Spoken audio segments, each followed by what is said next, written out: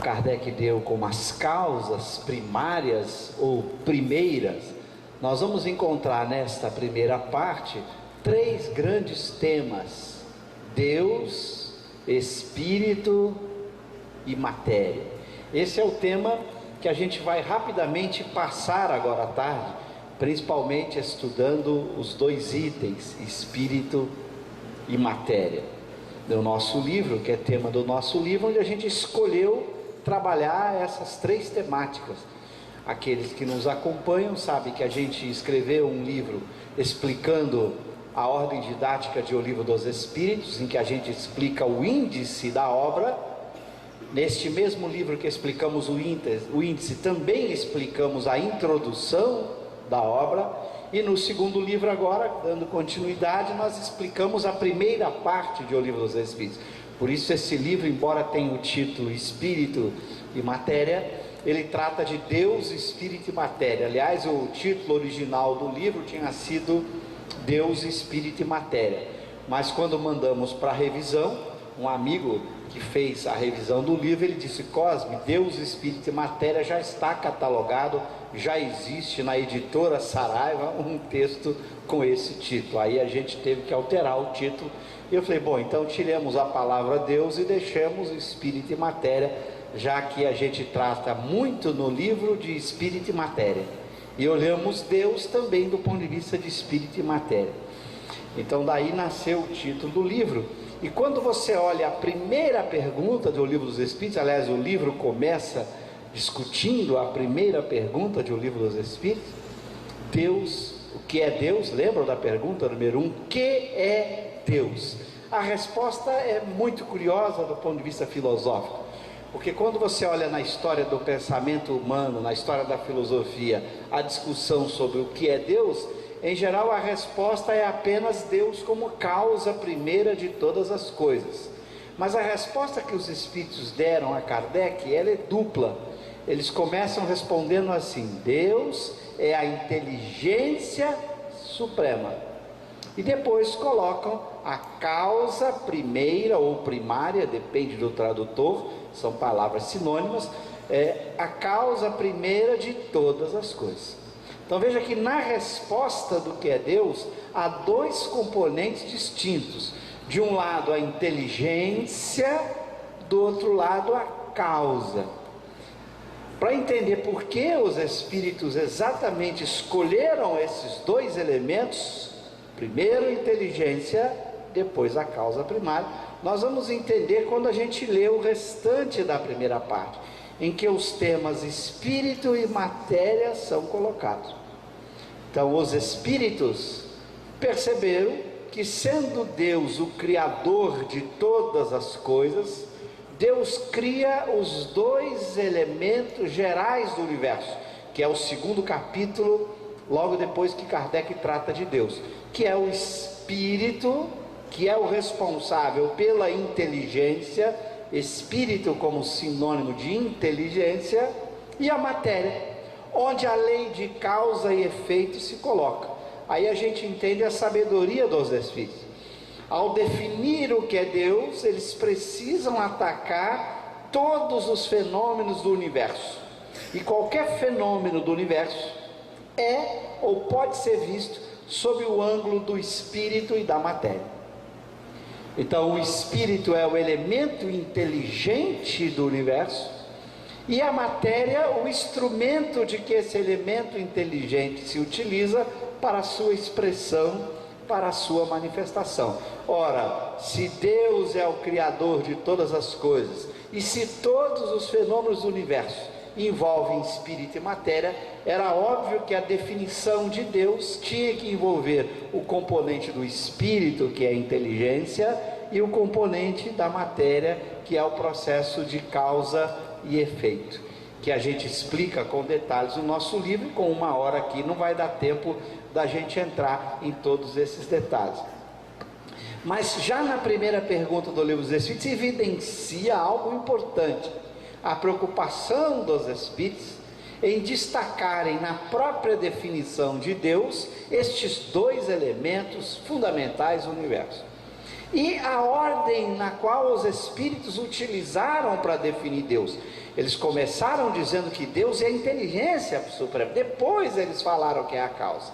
Por quê? Porque o espírito, que é o elemento da inteligência, é mais importante que a matéria. O espírito é o elemento primeiro, mais importante. Ele é tão mais importante que na própria filosofia, mesmo os filósofos materialistas, quando vão dar uma definição filosófica de matéria, eles fazem a definição de matéria a partir da noção de espírito.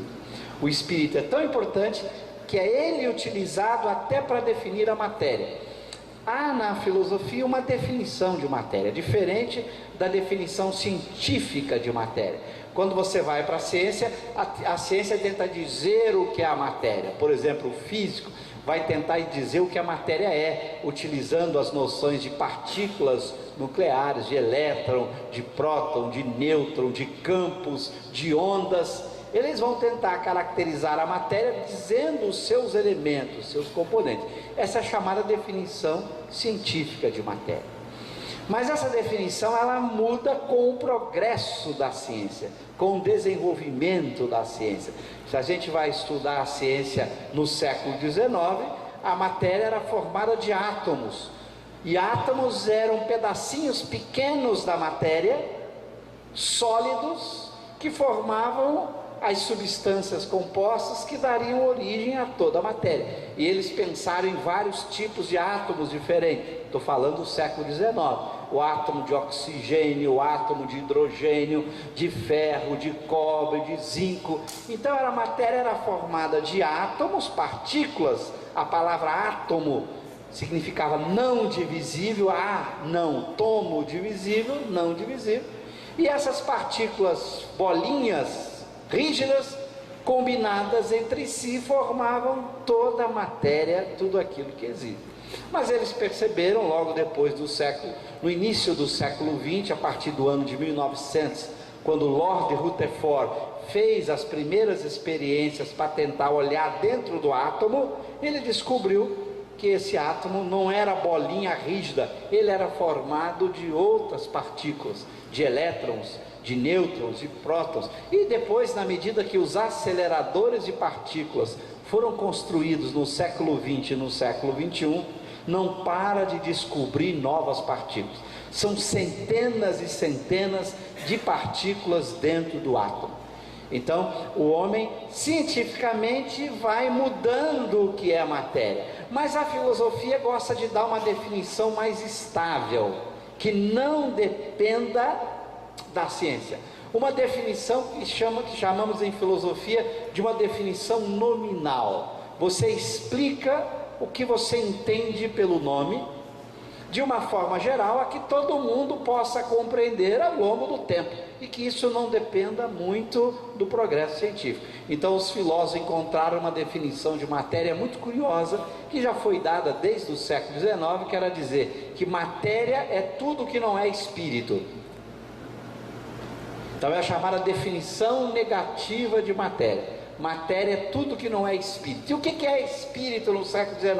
É pensamento, ideia. A palavra espírito com letra E minúscula, como Kardec vai usar na primeira parte do Livro dos Espíritos. Não é espírito com letra E maiúscula, que somos nós, as individualidades inteligentes. É espírito com letra E minúscula, é pensamento, ideia. Então os filósofos deram uma definição curiosa. Matéria é tudo que não é pensamento, tudo que não é ideia. Veja que essa definição é muito útil, porque a gente sabe o que é uma ideia, um pensamento. É algo que está dentro da nossa mente, da nossa cabeça. Aí eu olho para esse objeto aqui e digo, isso aqui é matéria, porque isso aqui não está dentro da minha mente, da minha cabeça. Isso aqui não é espírito, não é pensamento, é uma coisa. Então com isso eu digo, isso é matéria, cada objeto do mundo é matéria, o som é matéria, tudo isso aqui é matéria, porque não é pensamento, não é ideia. Então veja, essa definição que se chama filosófica de matéria é muito útil, porque eu tenho uma concepção do que é pensamento, do que é ideia, porque todos nós pensamos e temos ideia. Então tudo que não é uma ideia é matéria para os filósofos. Então os filósofos definiram o espírito como sendo pensamento, como sendo ideia, e matéria deram uma definição negativa. É tudo o que não é pensamento. Tudo que não é pensamento é matéria. Tudo que existe fora do pensamento, que não é o próprio pensamento, os filósofos então chamam de matéria. Essa definição é muito útil, porque ela nos ajuda a fazermos compreendidos, a falar um com o outro. Por isso os filósofos aderam. Aí você fala, mas o que é a matéria? Ele disse o que não é, mas o que é a matéria? Vai ser o cientista que vai dizer o que é matéria, e a definição do que é matéria vai mudando com o tempo. Mas para a filosofia se encontrou uma definição muito estável: matéria é o que não é espírito, ponto. Ah, mas o que é espírito? Pensamento, ideia. Tudo que não é ideia, tudo que não é pensamento, tudo que existe fora da mente, que não é uma ideia, não é um pensamento, é chamado de matéria. Isso então é o que se chama de uma definição filosófica de matéria, diferente da definição científica, que é tentar dizer o que é a matéria pelos átomos, pelos prótons, pelas partículas que formam a matéria. Percebe a distinção? O filósofo dá uma definição e o cientista dá outra. Mas são ambos úteis, porque o papel da definição é ajudar o diálogo, a compreensão. Eu preciso usar uma palavra e você tem que entender o que eu estou dizendo. Se eu digo assim, é espírito, você tem que entender o que eu estou dizendo. Se eu digo é matéria, você tem que entender o que eu estou dizendo. Então o filósofo busca dar definições das palavras que sejam úteis para a compreensão, para o diálogo. Quando a gente vai para o livro dos Espíritos, sei lá, como o livro dos Espíritos define espírito, define matéria. Isso o que eu falei até agora da filosofia, mas a gente vai para lá, para o livro dos Espíritos. Olha que coisa interessantíssima. Quando Kardec pergunta aos Espíritos, o que é a matéria? Olha a resposta: a matéria é o laço que prende o espírito, é um instrumento que o serve e sobre o qual, ao mesmo tempo, exerce sua ação. Então veja que a definição que os espíritos dão de matéria é muito parecida com a definição da filosofia. Eles usam o espírito para dizer o que é matéria. Eles estão dizendo que a matéria é o instrumento de que o espírito se utiliza. Veja, eles não estão dizendo que a matéria é em si mesmo. Eles estão dizendo que a matéria é em relação ao espírito, ou para o espírito. Exatamente como o filósofo diz. O que é a matéria? É aquilo que não é espírito. Aqui, o laço não é o próprio espírito. O instrumento não é o próprio espírito. Então, a matéria aqui é tudo do que o espírito se utiliza. Então, o espírito se utiliza de um objeto, de uma substância, de um corpo. Tudo isso são matéria. O espírito é distinto da matéria, porque ele é o instrumento que o espírito utiliza. A matéria é o instrumento que o espírito utiliza. A matéria não é no próprio espírito. Então veja a sabedoria dessa definição. Veja que os espíritos não tentaram dar uma definição científica de matéria. Isso compete à ciência. Eles deram aqui uma definição filosófica de matéria. A matéria é o instrumento de que o espírito se utiliza e sobre o qual o espírito exerce a sua ação, a sua interação. A mesma coisa nós vemos na pergunta seguinte, que Kardec agora quer saber o que é espírito. De novo aqui com letra E minúscula. Essa é uma distinção importante, a letra E minúscula da letra E maiúscula. Com a letra E maiúscula somos nós, seres inteligentes. Com a letra E minúscula é qualquer inteligência. Por exemplo, o cachorro é inteligente. Vocês têm dúvida disso? Alguém aqui tem cachorrinho em casa? Tem dúvida de que o bichinho é inteligente? Aliás, eu brinco que quando eu assisto Animal Planet, meu Deus do céu, eu me recordo de um que eu assisti há alguns anos, em que eu vi um pássaro que comia uma castanha muito dura. E ele encontrou uma saída para quebrar a castanha que de dar inveja aos homens, a saída que ele encontrou. O que ele fazia? Ele pegava a castanha no bico, ia para a rua onde passavam os carros, jogava a castanha na faixa de pedestre, jogava a castanha, ficava no fio, os carros passavam, quebravam a castanha, eles esperavam o sinal fechar. Quando o sinal fechava, paravam os carros, ele descia na faixa de pedestre, pegava lá dentro a amêndoa que fica lá dentro daquela casca e comia. Bom, se alguém disser que isso não é inteligência, inteligência é a capacidade de resolver problema, de encontrar soluções que não são as soluções repetitivas, que tem novidade. Por isso a inteligência é a fonte da criatividade, da criação, da solução de problema. Claro que é uma inteligência rudimentar quando comparado com a inteligência humana, mas é um nível de inteligência. Então, se tem inteligência, tem espírito. Então, o passarinho é espírito e matéria. Ele tem espírito. Onde há inteligência, há espírito com E minúscula. Kardec criou uma distinção. Nós, os humanos, somos espíritos também com E minúscula. Mas para não criar confusão, ele diz que quando o espírito é humano, eu vou usar a palavra com E maiúscula. Nós somos espíritos com E maiúscula. Então, quando ele usa com E maiúscula, é o espírito humano. Quando ele usa com E minúscula, é qualquer espírito. Onde houver inteligência, tem espírito. Então, o cachorro, o cavalo, o pássaro, qualquer animal é espírito com E minúscula. Nós somos espíritos com E maiúsculo. Ah, mas não somos com E minúscula? Claro que somos com E minúscula. Mas para criar a distinção, Kardec fez a letra E ficar maiúscula no seu texto. Olha a inteligência do vocabulário. A primeira vez que falamos isso tem mais de 20 anos, e as traduções brasileiras não faziam essa distinção na obra de Kardec. Quando a gente alertou há muitos anos num texto que a gente escreveu, os tradutores foram lá e mudaram. Na primeira parte do Livro dos Espíritos, em quase todas as perguntas, sempre é espírito com E minúsculo. Quando Kardec está falando do humano, ele nunca erra, ele bota com E maiúscula. Quando ele está falando de qualquer inteligência, não apenas a humana, ele bota com E minúsculo. Então Kardec não errou isso na obra inteira, ele fez essa distinção. Então o espírito é o princípio inteligente do universo. Princípio, aquilo que dá origem a, aquilo que causa. Princípio da inteligência significa que a causa da inteligência, aquilo que gera a inteligência. Então é o princípio inteligente. E você identifica assim: tem inteligência naquele fenômeno? Tem espírito. Se um animal demonstra inteligência, tem espírito. Então não é só matéria, é espírito e matéria. Então um cachorro é espírito e matéria. Aí você pode dizer, mas o que acontece com o espírito do cachorro? Isso é outra discussão que nós não vamos fazer aqui. Nós ficaríamos aqui o tempo inteiro falando do espírito E minúscula dos animais. Isso não é um tema para a gente tratar aqui agora. Mas olha a pergunta letra A seguinte: qual a natureza íntima do espírito? Mas o que é mesmo o espírito? Aí vem a resposta dos espíritos. Não é fácil analisar o espírito com a vossa linguagem. Imagina se você perguntasse para você assim: qual é a natureza do pensamento? O que é um pensamento? Tenta fazer essa pergunta.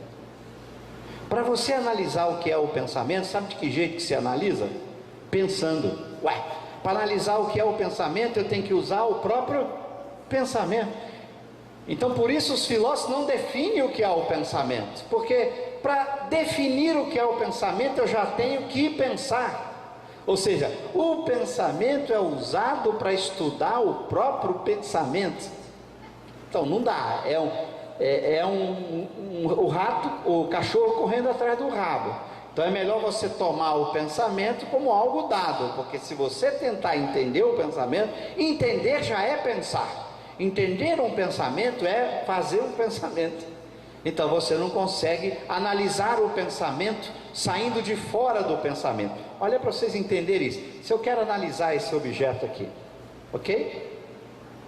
Eu olho esse objeto de fora, eu não estou dentro dele, eu não sou ele. Aí eu examino o objeto de fora, ok? Aí eu posso quebrar esse objeto em pedaços, levar para o laboratório, fazer análise química, ok? Eu saio de fora do objeto e analiso o objeto.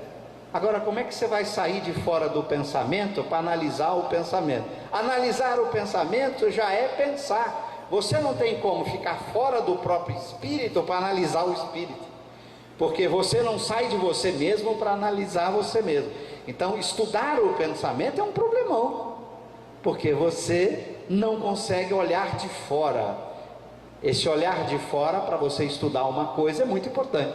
O olhar do pensamento é sempre um olhar de dentro. Você olha para você mesmo, já que você não consegue sair.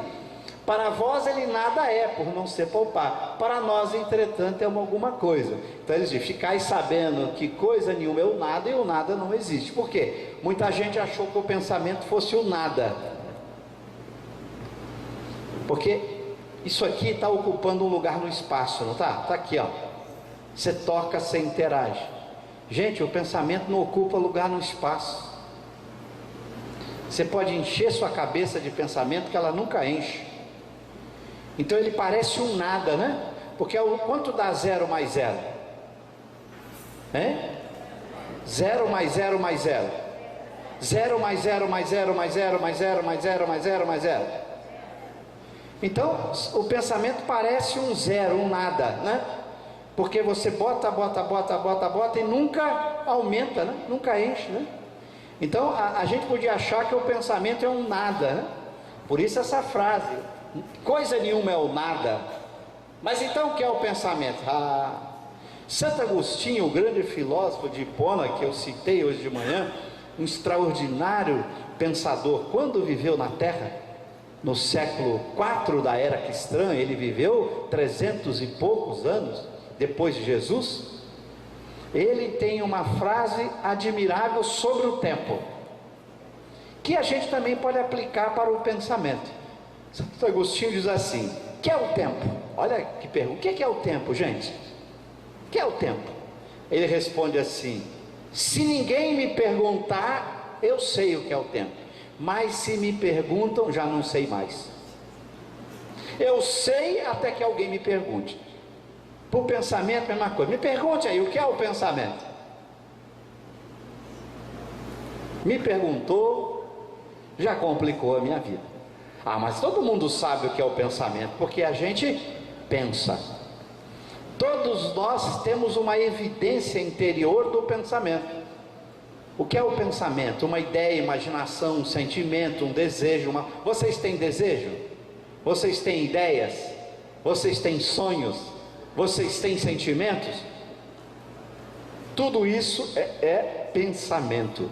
Pensamento em filosofia é todo esse mundo interno da alma. Desejos, emoções, sentimentos, vontade, ideia, imaginação, conceito. Tudo isso são pensamentos, que é um atributo essencial do espírito. O espírito nunca consegue deixar de pensar. Coisa curiosa, porque se o pensamento ele é o atributo essencial do espírito, você não consegue parar de pensar. Experimenta parar de pensar, não consegue. Mas quando eu durmo, por que você sonha? Porque você não consegue parar de pensar. Nenhum espírito consegue parar de pensar. Por quê? Porque o pensamento é a essência do próprio espírito. Por isso a gente vai, ao ler o livro dos Espíritos, ficar muito curioso, porque que o espírito nunca dorme. Vocês dormem, gente? Vocês deviam responder para mim. O que você está chamando de vocês? Se vocês estão me perguntando o meu corpo dorme. O espírito, você nunca dorme. Mas você nunca cansa. Quem cansa é um corpo, é matéria. Pensar é pensar. Pensamento você nunca deixa de pensar em momento nenhum. Porque se você deixasse de pensar, você deixaria de ser. Suponha que a extensão, o ocupar lugar no espaço, fosse a essência da matéria. A matéria ia poder deixar de ter extensão, ela desapareceria.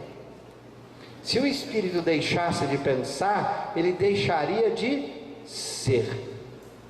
E esta não foi uma liberdade que Deus nos deu. Deus criou o espírito com a liberdade de desejo, de vontade. Experimentem usar a liberdade de vocês para não existir, para deixar de pensar. Experimenta. Quando você tenta deixar de pensar, o que acontece? Você continua pensando, porque tentar deixar de pensar é pensar. Você nunca consegue parar de pensar. É por isso que o espírito nunca dorme, está sempre pensando.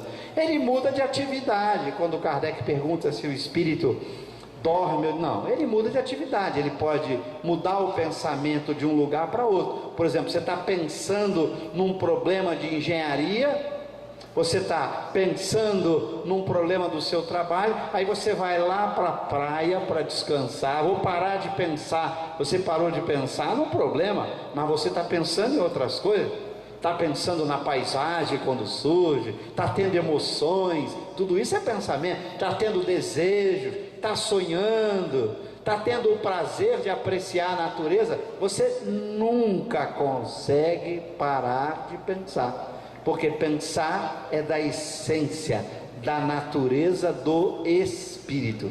Por isso o espírito é sinônimo de inteligência. Ele é o princípio inteligente. A inteligência nunca deixa de existir nele. Ele nunca para de pensar. Então não adianta, Deus não nos fez mortais. Por que Deus nos fez imortais? Nós nunca vamos desaparecer, porque a gente nunca vai poder parar de pensar. Enquanto você pensa, você é. E você nunca deixa de pensar. Por isso o espírito nunca desaparece. Olha que coisa louca, né? Deus nos fez eternos. Embora a palavra eterna não seja bem usada, a gente fala mais imortal, porque a palavra eterno é usada para aquilo que nem começou, nem vai terminar. Como o espírito começou, a gente prefere usar filosoficamente a palavra, o espírito é imortal. Ele dura para sempre. E a gente reserva a palavra eterno para Deus, que nem começou, nem terminou.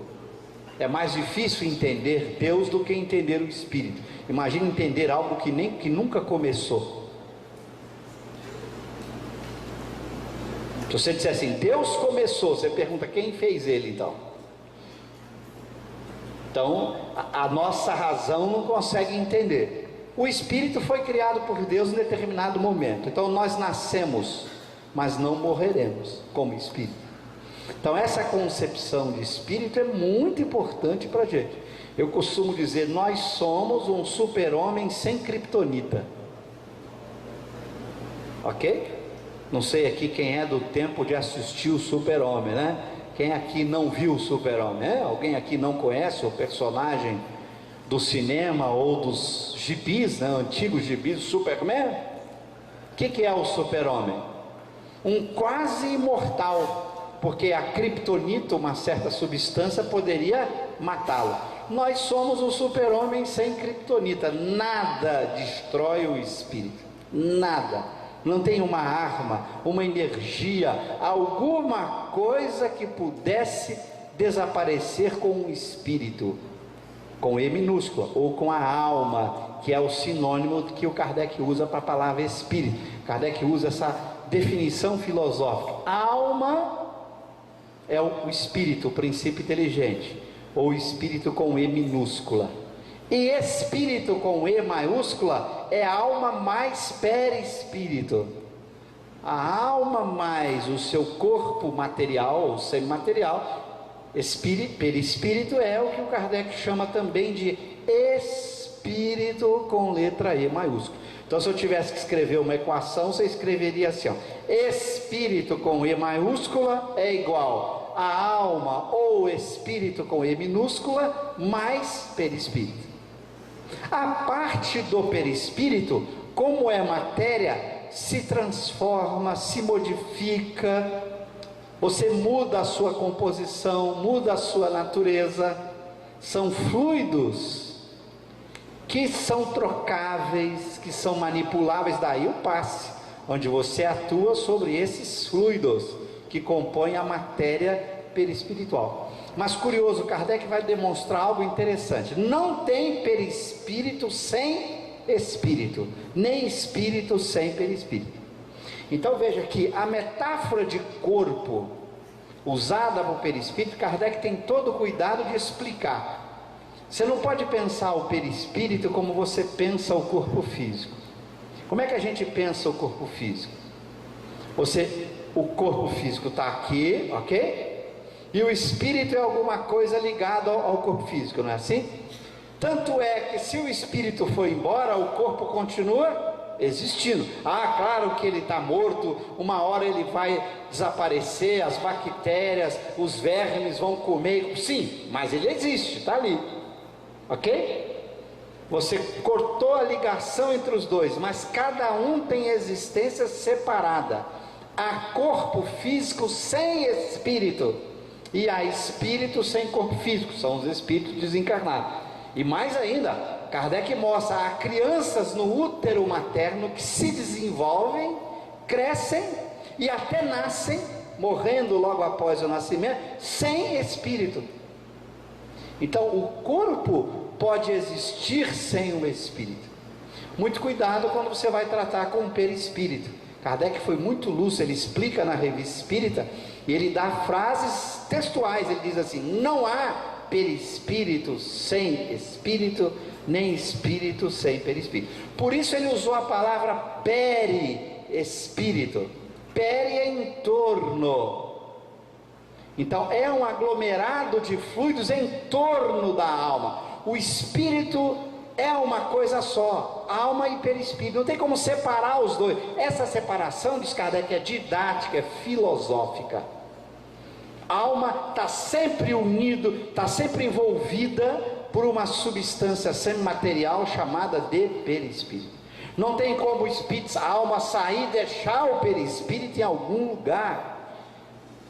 Kardec dá na Revista Espírita várias discussões sobre isso. Não tem como você deixar o perispírito num lugar e ir em outro, porque a alma não consegue sair do perispírito. O perispírito é em torno dela, aonde ela está, ela vai com o seu perispírito. Então a metáfora do corpo tem que tomar cuidado, não é um cordão ligando o espírito ao perispírito, como às vezes alguns médiuns descrevem na ligação do espírito com o corpo, que ele vê um elemento fluídico ligando o espírito ao corpo físico. Aí você podia cortar a ligação, a morte é cortar a ligação entre o espírito e o corpo, mas não é a mesma coisa com o espírito ou alma com o perispírito. Entende a diferença? A alma está sempre envolvida pelo perispírito, o espírito é esse todo, alma, perispírito, que nunca se separam. Então não pode ter um espírito em algum lugar sem perispírito. Não existe, e nem perispírito sem espírito. Não tem um depósito de perispírito no plano espiritual, como tem de corpo, né? Aqui na terra você pode deixar o corpo no caixão lá, né? É um depósito de corpo físico, né? Fica todos guardados no caixão ali depois da morte, ou vai para o crematório. Não existe isso, não tem essa coisa do espírito largar o perispírito. O perispírito é um aglomerado de fluidos. Quando o espírito vai se modificando, crescendo, aperfeiçoando, esses fluidos se modificam, são de outra natureza. Quando ele muda de planeta, os fluidos que o envolvem são os fluidos dos elementos materiais do planeta. Não é que ele deixou, eu vou deixar meu perispírito quando eu sair da Terra em algum lugar e eu vou para Marte pegar outro. Não é assim. Não existe perispírito fora do espírito.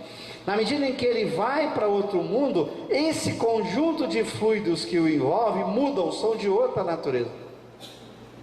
Isso é feito naturalmente. A composição dos fluidos que envolvem formando o perispírito muda com o progresso intelectual da alma e muda quando ele muda de mundo que ele vai habitar. Então é um processo diferente. Então a metáfora do corpo tem que tomar cuidado. Kardec dá exemplos na Revista Espírita. Ele inclusive descreve um caso curioso da Revista Espírita, de um médico desencarnado que vem na reunião mediúnica e descreve um sonho, um fenômeno que aconteceu com ele. Ele diz assim: eu estava dormindo com o espírito em algum lugar, e me vi em outro lugar, conversando com vários outros espíritos. E engraçado, diz ele, quando eu conversava com esses espíritos, eu achava que esses espíritos com quem eu estava conversando era eu mesmo. Mas eu tinha certeza, diz ele, que eu estava dormindo no lugar, deixei meu perispírito e fui para um outro lugar conversar. Bom, isso contrariaria tudo que Kardec havia colocado. Então Kardec escolhe, ele dita essa mensagem na Revista Espírita. Pouco tempo depois, o mesmo Espírito vem esclarecer. A mensagem criou um reboliço, porque ela criou um problemão. O mesmo Espírito depois, olha, eu procurei me informar o que aconteceu e agora vem explicar para vocês. E aí ele explica algo interessantíssimo. Espírito, seu anjo guardião, utilizando do magnetismo, colocou esse espírito num estado mental em que ele se imaginou dormindo, deixando o perispírito e na verdade conversando com ele mesmo em vidas passadas. Tudo se passou na mente dele. Ele não dormiu e foi para algum lugar. Na verdade, os espíritos o magnetizaram e fizeram ele ver ele mesmo em várias existências anteriores. Então ele se viu em várias existências anteriores com os corpos daquelas existências anteriores. Por isso que ele conversava com ele mesmo, e cada vez que ele conversava, ele achava que estava conversando com alguém diferente, mas era ele numa outra vida. Então tudo se passou na mente dele. Era uma imaginação produzida por efeito magnético de um outro espírito. Aí ele explica, opa, ficou tudo bem feito, tudo entrou de acordo. Então Kardec alerta, muito cuidado quando um espírito descreve alguma coisa. Não olhe a descrição ao pé da letra, procure a explicação. Porque se você estudasse a descrição ao pé da letra, você ia achar que você pode deixar o perispírito num lugar e ir para outro. E o próprio espírito que descreveu, eu me vi assim. Mas isso foi uma ilusão da sua própria mente, no fenômeno magnético, que o espírito levou a pensar como se ele tivesse ido para um outro lugar conversar. Na verdade não se passava de um sonho magnético provocado por um outro espírito. Então ele nunca saiu do perispírito, nem poderia sair, porque o perispírito é um aglomerado de fluidos em torno do espírito. Então o espírito nunca deixa o perispírito em lugar nenhum, ele sempre está envolvido por esse aglomerado de fluidos. Então Kardec vai explicar, veja que é coisa muito simples, né? Eu não posso tratar o perispírito como eu trato o corpo físico, é muito diferente. Eu explico todos esses detalhes lá no livro. Mas esse espírito com E minúsculo, que é a inteligência, dá origem a nós, somos os espíritos com E maiúsculo, e é muito importante a gente conhecer a nós mesmos, o que é esse espírito com E maiúsculo, mas conhecer não agora sabendo fisicamente que eu tenho um perispírito, que eu sou um ser inteligente, conhecer moralmente. E agora, quais são os elementos morais que Kardec nos ajuda a entender as diferenças entre os espíritos? O que diferencia eu de vocês, vocês de mim? O que diferencia cada uma das pessoas que estão presentes? O que diferencia a gente de um Allan Kardec, de um Santo Agostinho, de um Espírito de Verdade, de um Jesus? Então Kardec vai criar em O Livro dos Espíritos aquilo que ele chamou de, para a gente encerrar, aquilo que ele chamou de escala espírita. Eu tenho DVDs específicos para aprofundar essa escala espírita, uma das peças mais importantes da obra de Kardec e que a gente não presta atenção. Vocês têm que sair daqui e estudar a escala espírita. Na escala espírita está aí, está no Livro dos Espíritos, dos itens 100 a 113, são 13 itens que a gente tem que mergulhar com calma. Não vou fazer isso aqui, eu botei tudo num quadro resumido para que vocês possam ter uma ideia. Aqui a gente vai ter as explicações das diferenças entre cada espírito, ok? Kardec vai dividir os espíritos aqui no meio aqui em 3 ordens, espíritos imperfeitos, espíritos bons, espíritos puros ou perfeitos. Essas são as 3 ordens evolutivas. É o nome que Kardec dá, ordem. Esquece por enquanto a primeira coluna aqui, vamos pegar do meio para lá. Essas 3 ordens que mostram diferenças entre os espíritos. As diferenças fundamentais estão escritas na coluna aqui. Então olha, o que é um espírito imperfeito? É aquele que tem predominância da matéria sobre o espírito. Como todo espírito interage com a matéria, tem um elemento material nele, que é o perispírito. Se a matéria predomina sobre o espírito, ele é um espírito imperfeito. Mas aí você vai me perguntar, mas o que significa a matéria predominar sobre o espírito? Kardec vai explicar isso em vários lugares, mas eu vou resumir para vocês. A matéria predominar sobre o espírito significa que o espírito tem paixões ruins: ciúme, inveja, mágoa, raiva, ódio. Se você cultiva essas paixões, a matéria predomina sobre o espírito. Para dar um exemplo fácil que eu dei hoje, eu venho e piso no seu pé, você sente o quê? Dor, né? Mas também fica com raiva. Se eu vou para o espírito bom, olha a definição correspondente: predominância do espírito sobre a matéria. Sabe o que acontece no espírito bom? Ele só tem emoções boas. Então vamos pegar o exemplo. Você pisa no pé do Cosme, o Cosme sente dor e raiva. O espírito bom sente dor, não sente raiva. Olha a diferença. O espírito bom, ao ser agredido, ao sofrer uma doença, ao sofrer uma traição de qualquer tipo, ao ser violentado, agredido, o que você fizer com ele quando ele está encarnado, ele pode sentir dor física, mas ele não sente raiva, ódio, tristeza, mágoa. Por isso eu costumo brincar nas minhas palestras que é fácil a gente saber se a gente é espírito bom da escala espírita ou se a gente é espírito imperfeito. Basta uma pergunta, ok?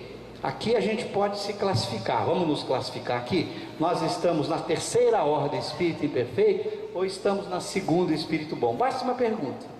Eu vou fazer a pergunta, vocês sejam honestos, respondam sim ou não, ok? Fácil de responder, sim ou não. Se você responder sim, você é espírito imperfeito. Se você responder não, você é espírito bom, ok? Entenderam?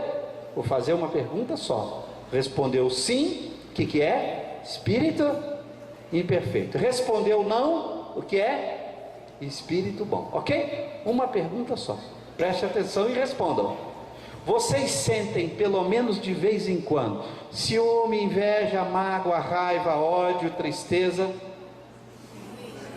Vou perguntar de novo, está fraco aqui, o povo está com fome, né? Vocês sentem, pelo menos de vez em quando, ciúme, inveja, mágoa, raiva, ódio, tristeza? Sim! Então são espíritos imperfeitos da escala espírita. Esses a matéria predomina.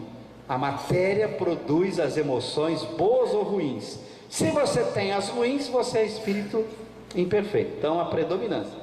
O espírito bom só tem as paixões boas. Nunca um espírito bom fica amargurado, triste, nunca, com ódio, com raiva, não. Se você conhece alguém que tem essas emoções, você já sabe que ele é espírito imperfeito. E agora você pode ir para a primeira ordem. O espírito puro, nenhuma influência da matéria. O bom predomina, no puro nenhuma. Sabe o que significa isso? Nenhuma influência da matéria? Ele não sente nenhuma paixão, nem as boas nem ruins. Um espírito puro não sente a alegria que é a paixão. A alegria dele é uma emoção pura, que nada depende da matéria. Um espírito puro não sente o amor que nós sentimos, porque o amor que a gente sente é uma paixão, tem influência da matéria. O amor de um espírito puro não tem influência da matéria. Ele tem as chamadas emoções puras, emoções exclusivas da alma, que não dependem nada da matéria. As nossas emoções, mesmo boas, dependem da influência da matéria. Você acorda num dia lindo, maravilhoso, você está alegre, feliz, aquela emoção de alegria. Aí alguém te aborrece. Um espírito puro nunca tem emoção. Por isso, quando Kardec vai explicar Jesus como um exemplo de um espírito puro, ele vai mostrar que Jesus não sofreu paixão nenhuma. Essa expressão que algumas religiões usam, paixão do Cristo, isso é falso para o espiritismo. Um espírito puro não sofre paixão nenhuma, nem as boas, que dirá as ruins. Um espírito bom já não fica amargurado, que dirá um puro. Um puro não tem nenhuma paixão, nem as boas. O bom só tem as boas, o imperfeito tem as duas, né? A gente tem as boas e as ruins, por isso é que de vez em quando a gente sabe para onde vai, né? Quando as ruins predominam, a gente faz o mal. Quando as boas predominam, a gente faz o bem. O espírito bom só tem boas emoções, por isso eles nunca estão em expiação. Outra categoria também espírita para explicar para vocês. Lembra que vocês têm a noção de prova, de expiação. Você pode aplicar na escala espírita. Um espírito imperfeito está em prova e expiação. A expiação é a consequência do mal praticado. Como o espírito imperfeito pratica o mal, ele tem expiação. Então, provas e expiações, espíritos imperfeitos. Espírito bom, somente prova, não tem expiação. Eles nunca fazem o mal para expiar o mal, só sofrem provas para crescer mais, para progredir mais, mas nunca fazem o mal. Eles crescem intelectualmente, eles ganham mais habilidade, mais conhecimentos, mas nunca fazem o mal. Então eles estão só em provas. E os puros? Nem prova nem expiação. Os puros não estão sujeitos à prova nem à expiação. Então veja a beleza do pensamento kardeciano, a lógica simples. Então você nunca vai poder dizer, segundo o Espiritismo, que Jesus teve paixão, que Jesus ficou triste. Então aquelas passagens que descrevem no Novo Testamento, de um Jesus reclamando, ó Senhor, afasta de mim esse cálice. Para Kardec, essas passagens nunca ocorreram. De um Jesus no templo, raivoso, tocando com um chicote as pessoas, para Kardec essas passagens não aconteceram. Então, segundo o Espiritismo, essas são passagens que não aconteceram. A tentação de Jesus, Jesus sendo levado daqui para lá pelos espíritos imperfeitos ou pelo diabo, para Kardec isso nunca aconteceu. Então, por isso que Kardec faz uma leitura diferente do texto evangélico. Por isso ele escreveu, eu costumo dizer, o Evangelho segundo o Espiritismo, e não o Espiritismo segundo o Evangelho. Olha a diferença.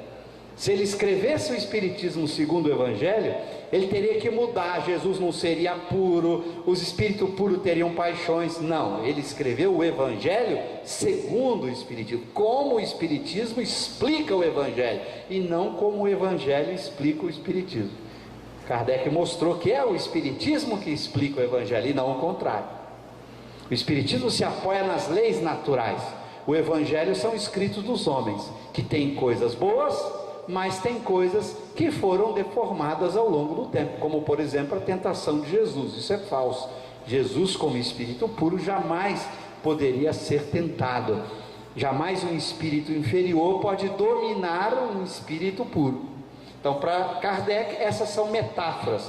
E Kardec, quando vai tratar, por exemplo, da tentação de Jesus, ele conversa com João, o evangelista espírita, que vem dizer que essa tentação é uma parábola, que os evangelistas, e talvez ao longo do tempo os copistas, aqueles que copiaram o texto, não colocaram como uma parábola. Então João vem dizendo, aquilo é uma parábola sobre a tentação dos homens, e não um fato sobre a tentação de Jesus, embora o texto está descrito como se fosse um fato. Então Kardec lê o Evangelho segundo o Espiritismo. Então o espírito puro, por não sofrer nenhuma influência da matéria, não tem nenhuma paixão, só tem as emoções puras boas. O espírito bom tem as paixões boas, e o espírito imperfeito, nós temos as boas e as ruins. Por isso nós temos a propensão para o mal. Já o espírito bom só tem o desejo do bem. O desejo é o que move, o que leva o indivíduo a agir. O espírito bom só tem desejo do bem. A gente tem os dois, né? O do bem e do mal, né? A gente está desejando muito bem para uma pessoa, daqui a pouco ela nos trai, elas nos maltratam, a gente continua desejando caridade para ela, né? Não é assim? Quando alguém agride você, trai você, maltrata você, você quer apertar caridosamente o pescoço dela, né? O desejo do mal é uma decorrência da predominância da matéria sobre o espírito. É uma paixão ruim que produz o desejo do mal. É a raiva, é o ciúme, é a inveja, é a mágoa, é o ódio que produz o desejo do mal. Então nós temos o desejo do mal e o desejo do bem. Nós espíritos imperfeitos. Os bons e os puros só desejam o bem o tempo todo. Então essa é uma diferença muito importante. Por isso a gente não encontra espírito bom facilmente encarnado na Terra. Eu pergunto a vocês, sejam sinceros, quantas pessoas vocês conhecem que nunca sentem inveja, ciúme, mágoa, raiva, tristeza, ódio? Vocês conhecem? Conhece alguém? Veja como são raros os espíritos bons da escala espírita. Não são as boas pessoas, gente. Todos nós que estamos aqui somos boas pessoas, bem intencionadas. Temos vontade de crescer, de avançar. Não é isso o espírito bom. Isso são as pessoas boas, os homens bons. Não são os espíritos bons da escala. Eu costumo dizer que esses nomes aqui deveriam ter um hífen ali no meio. É nome de uma escala, ó. Imperfeito, bom e perfeito. Se fosse adjetivo, se a palavra imperfeito fosse adjetivo, só podia ter duas escalas, só duas ordens. Os imperfeitos, o que não é imperfeito? É perfeito. Só podia ter perfeito e imperfeito. Não é adjetivo, é um nome de uma escala. Espírito imperfeito é o nome de uma classe de espírito. Espírito bom, nome de outra classe. Espírito perfeito, nome de uma outra classe de espírito. Eu vou só deixar uma provocação para vocês, que não vai dar tempo, eu tenho que encerrar, de entrar, mas que eu discuto muito no meu livro. Olha a definição de espírito imperfeito. Essa é para quem gosta de filosofia, tá? Vou deixar essa para vocês pensarem. O que está escrito ali? Eles têm a propensão para o mal. Eles têm o quê? Ignorância, orgulho, egoísmo e todas as paixões que lhes são consequentes. Ora, se o espírito imperfeito da escala espírita tem a propensão para o mal, eu vou deixar aqui a provocação para vocês pensarem. Deus não pode ter criado o espírito imperfeito, porque se ele criou o espírito imperfeito da escala espírita, ele criou o espírito propenso para o mal. Então, muito cuidado. Esses espíritos imperfeitos não podem ser o início da vida do espírito. O início da existência do espírito não pode ser o espírito imperfeito da escala. Porque se Deus criasse o espírito e logo que ele criou, ele fosse um espírito imperfeito da escala, Deus teria criado o espírito com a propensão para o mal. Então, muito cuidado. Deus não criou os espíritos como imperfeitos da escala espírita. Muito cuidado. E se você usar a palavra imperfeito do dicionário, sabe o que é imperfeito? É o que falta, que tem defeito. Também Deus não pode ter criado o espírito imperfeito do dicionário. Por quê? Deus não pode ter criado a gente com defeito, com falta. Se Deus criasse a gente com defeito, ele não seria Deus. Eu não vou explicar o detalhe, só vou dar a dica para vocês, porque daria demorado. Por isso Kardec e os espíritos que orientaram a construção da obra tiveram um cuidado com o nome. Ele diz assim: Deus criou os espíritos simples e ignorantes. Olha a sabedoria. Os simples e os ignorantes não são esses imperfeitos da escala, e nem esses simples e ignorantes se encaixa na terceira ordem. A terceira ordem é um espírito muito velho, muito distante ainda do simples e ignorante. Nós nos tornamos imperfeitos da escala espírita por vontade própria. Nós não fomos criados imperfeitos na escala espírita. Nem imperfeito do dicionário, no sentido de que temos defeito ou falta. Eu explico isso com cuidado. Não temos defeito, não temos falta. Ninguém falta nada, ninguém tem defeito, porque Deus não erra. Mas também não fomos criados imperfeitos da escala espírita, porque Deus não nos criou propenso ao mal. Por isso o cuidado de Allan Kardec é explicar a evolução do espírito, como o espírito evolui. Quando ele foi criado simples e ignorante, ele evolui, e de que maneira se dá essa evolução, para você entender a escala espírita. Não dá tempo de explicar isso para vocês, mas isso é uma provocação para que a gente tome cuidado quando vai ler a obra de Kardec. Ela é de uma lucidez impressionante. E o cuidado com as palavras, e como Kardec explica a evolução. Só para não deixar vocês com tanta água na boca, né, porque é muito detalhe aí, você pode ter a seguinte situação: o espírito é criado simples e ignorante, evolui, vira espírito bom, evolui, vira espírito puro, nem passa pelo espírito imperfeito. Então você pode ter uma evolução que não passa pelos espíritos imperfeitos, vai de bom para puro. E tem muitos como nós, que de simples e ignorantes evoluímos, viramos imperfeitos, depois evoluímos de novo, vamos para bom e vamos para puro. Nós somos os filhos transviados de Israel, que o Espírito de Verdade vai muito bem dizer na mensagem: venham como outrora os transviados filhos de Israel. Por que transviados filhos de Israel? Eu explico isso no meu texto, mostrando a beleza do pensamento de Kardec e dos Espíritos, explicando o processo evolutivo. Por que que a gente entrou nas ásperas sendas da impiedade, como vai dizer o Espírito de Verdade? Os homens que entraram nas ásperas sendas da impiedade, a gente explica isso, mostrando o processo evolutivo. O que eu quero apenas aqui para encerrar, mostrar a importância de se estudar o espírito, entender bem o que é o espírito para Allan Kardec. Esse espírito que evolui num processo evolutivo, que passa ao longo do tempo ganhando qualidades que os diferenciam, e as diferenças entre um espírito bom e nós. E Deus foi tão sábio que, para que a gente pudesse avançar, nos deu um espírito bom ligado a todos nós. Então, embora os espíritos bons sejam raros, a gente não encontra espírito bom na terra. Sinceramente, nessa minha vida de 58 anos, nunca conscientemente encontrei um bom. Pode ser que eu tenha encontrado e não tenha visto, né? Por isso que eu disse conscientemente. Pode ser que eu tenha cumprimentado alguém que era um espírito bom e eu não o conheci, mas que eu tenha conhecido conscientemente e tendo a certeza: esta aqui é um espírito bom, eu não conheci nessa vida material, incorporado, corpo, vivo, ser humano. São raros. Mas nós temos, todos nós, eu converso com um espírito bom todos os dias. Todos os dias eu converso com um espírito bom, muito evoluído. E vocês podem fazer também. Aliás, e vocês conversam. Só que muitas vezes a gente é mais monólogo. Ele fala e a gente não escuta. A gente precisa abrir o ouvido para escutar. É o nosso anjo guardião.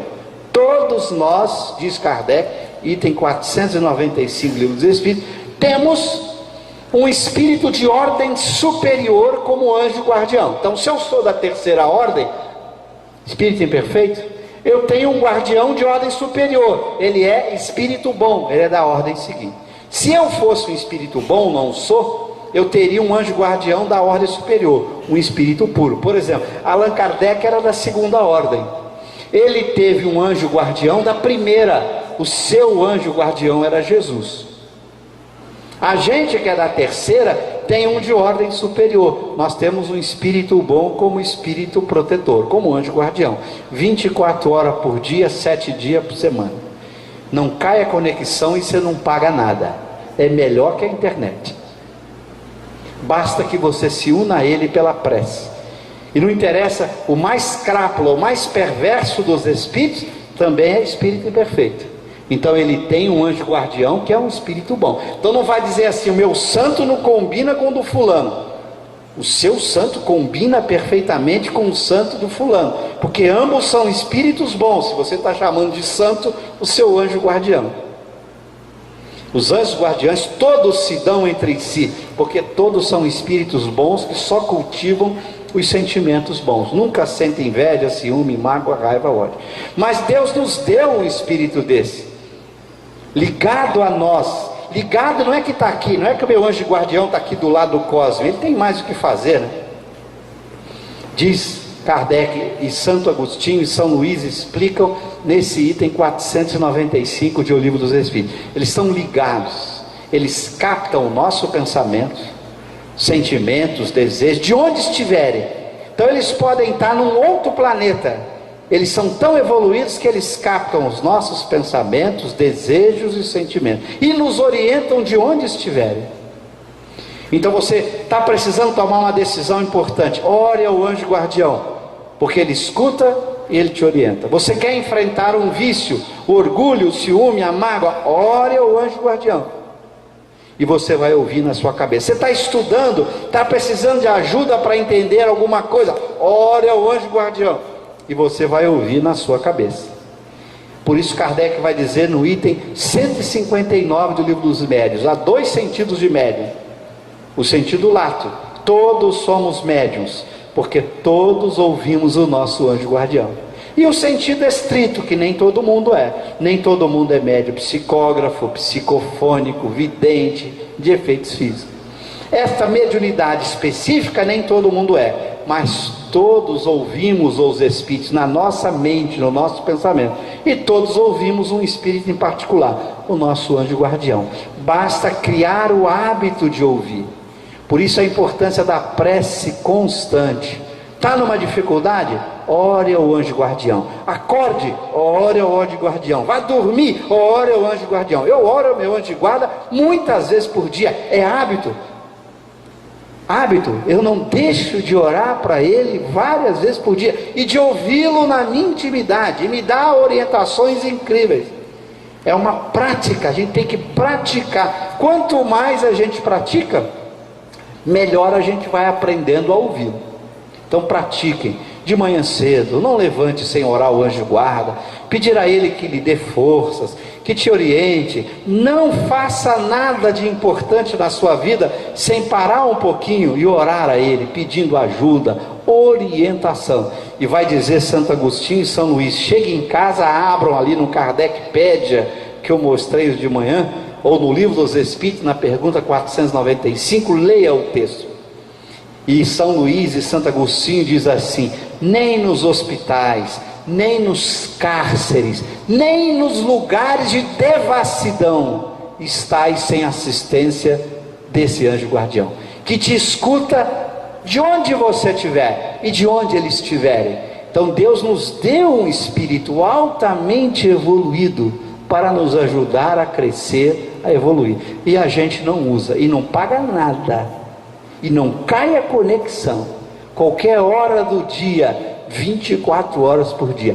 Pensou no seu anjo guardião, você vai ouvi-lo na sua cabeça, te orientando, lhe consolando, lhe dando força, lhe estimulando ao trabalho, à realização, ao perdão, a enfrentar o egoísmo, o ciúme. Você vai ouvi-lo na sua intimidade. Então vamos fazer uso de uma lei de Deus, a lei do anjo guardião, uma lei fundamental que Kardec apresenta nesse item 495, uma lei natural, criada por Deus, como vai dizer Santo Agostinho e São Luís. Não é uma opção, Deus fez o universo assim. A todo espírito há um anjo guardião que o acompanha ao longo do seu processo evolutivo. E quando é que ele deixa de ter anjo guardião? Quando ele vira espírito puro, não tem uma ordem superior para orientá-lo. Quando ele virou espírito puro, é a lei de Deus, ali até lá, até virar espírito puro, você tem um anjo guardião. Então vamos orar a esse anjo guardião todos os dias. Por isso eu digo sempre, é preciso compreender Kardec para viver Kardec. Vamos viver o ensinamento dessa obra admirável. Muito obrigado a vocês, uma boa tarde.